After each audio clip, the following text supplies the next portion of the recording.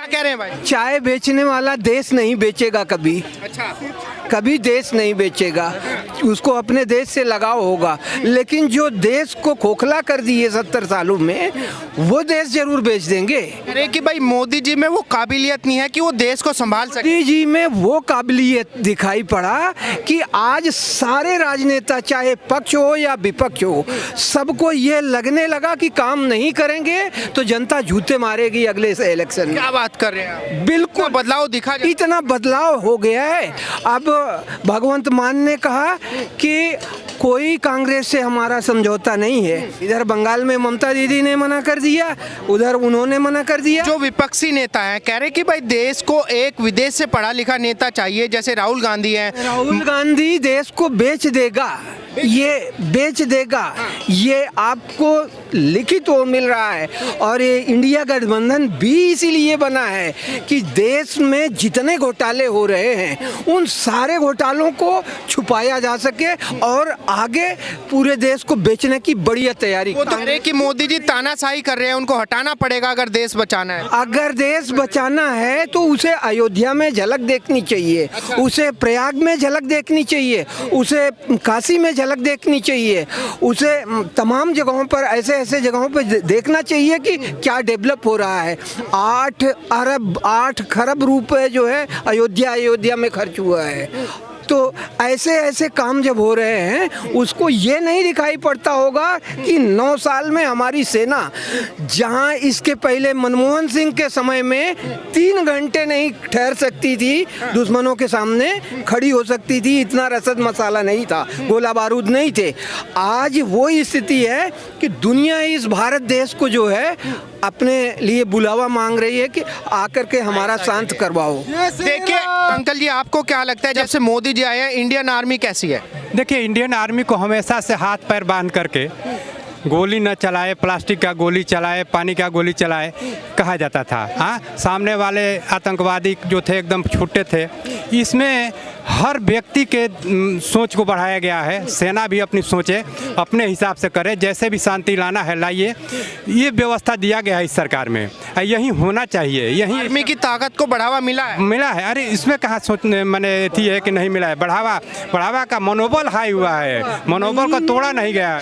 कुछ लोग कह रहे हैं कि भाई राम मंदिर से विकास थोड़ी होगा, विकास तो आप हॉस्पिटल बनाइए। देखिए, विकास की जहाँ तक बात है, एक उद्योग लगाने में जितना लोगों को रोजगार, वहाँ के लोगों को फायदा होता है, उससे ज़्यादा हमारा माने सनातन इससे वाकिफ है, पहले से वाकिफ है कि इस माध्यम से विकास किया जा सकता है। वहाँ तमाम रोजगार पैदा हो गए जिसकी आप कल्पना नहीं कर सकते हैं। रहा मेडिकल बनाने की लोग बात कर रहे थे, मेडिकल तो हर 50 किलोमीटर पर मेडिकल कॉलेज बना है इसी काल में। पहले नहीं था, पहले तो बस छोड़ दिया गया था राम भरोसे, जोरी छाप डॉक्टर के भरोसे। अब तो डॉक्टर पैदा किया जा रहा है, कोई भी 50 किलोमीटर से अधिक नहीं जाएगा उसको मेडिकल कॉलेज मिल जाएगा। वो तो हो रहा है, विकास तो हुआ है। अब विपक्ष को कहने के लिए कुछ है नहीं, अब कह क्या सकते हैं। लेकिन उद्योग जो है, सबसे बड़ा उद्योग अगर जो है तो ऐसे धार्मिक स्थलों का विकास ही है। भारत के लिए विदेशी आय का भी साधन अगर जो होगा, चाहे रहा है, तो हमारी चिंतन रही है, हमारी सभ्यता रही है, हमारी संस्कृति रही है। और संस्कृति का विकास ही हमारी विकास है, इसके छोड़कर हम विकास नहीं कर सकते हैं। इसी पहल पर वर्तमान सरकार काम कर रही है। इसकी तरफ देश जा रहा है, चला गया है। अब केवल इसको सहेजना है। कुछ मुद्दे हैं बहुत, अरे 60 साल का जो कलंक लगा है, 60 साल जो हम गर्त में थे, उस 60 साल में तो बहुत कुछ हो जाता है, इतना सोचना नहीं था। हाँ, लेकिन अब उसको मेकअप कर लिया गया है। अब विकास के पटरी पर चढ़ चुकी है, जनता भी जान चुकी है, जनता किसको वोट देना है, किसको लाना है जान चुकी है। इसको भड़काने से किसी को कुछ फायदा नहीं होने वाला है। 2024 का चुनाव आ रहा है, क्या लगता है इस बार किसको मौका मिलेगा? मोदी जी को। मोदी जी को ही। क्यों लगता है? उनका काम दिख रहा है ना। हाँ, उनका काम क्या?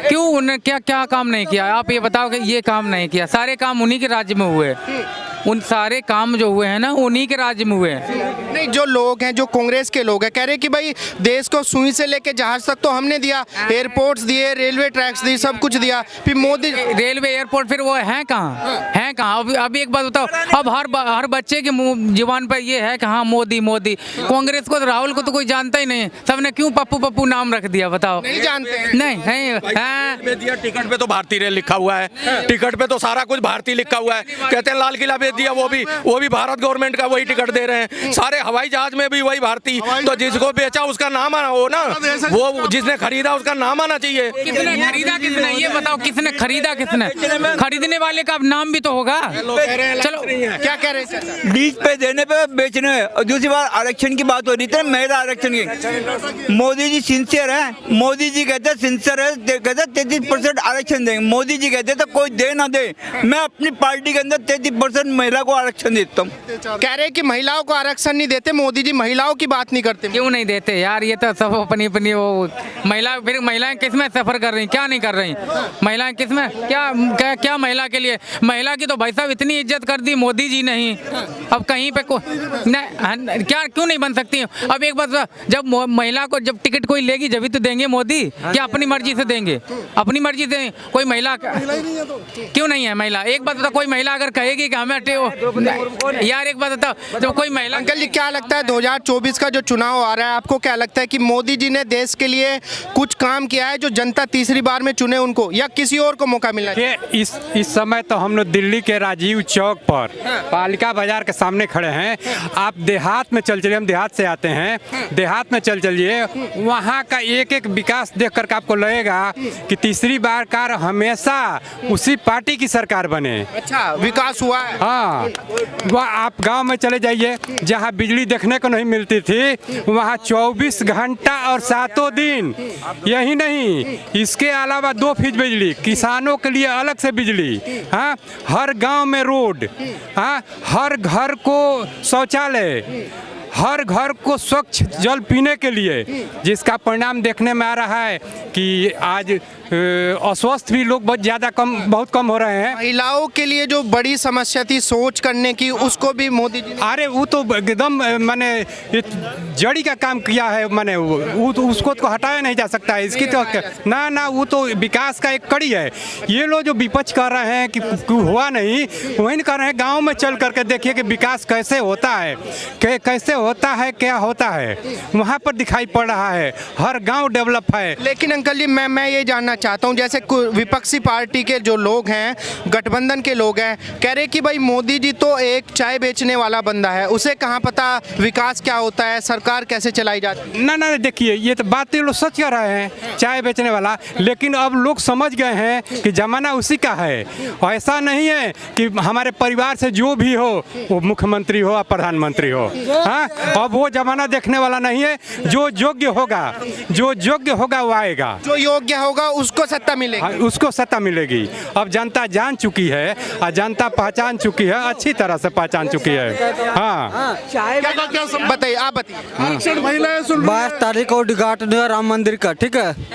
हर बोर्ड पे, हर जगह पे राम मंदिर राम राम लिखा हुआ है ना। सीता जी कहाँ गया? सीता जी कहाँ गए? हाँ, इसका मतलब है कि सीता जी को पीछे छोड़ दिए।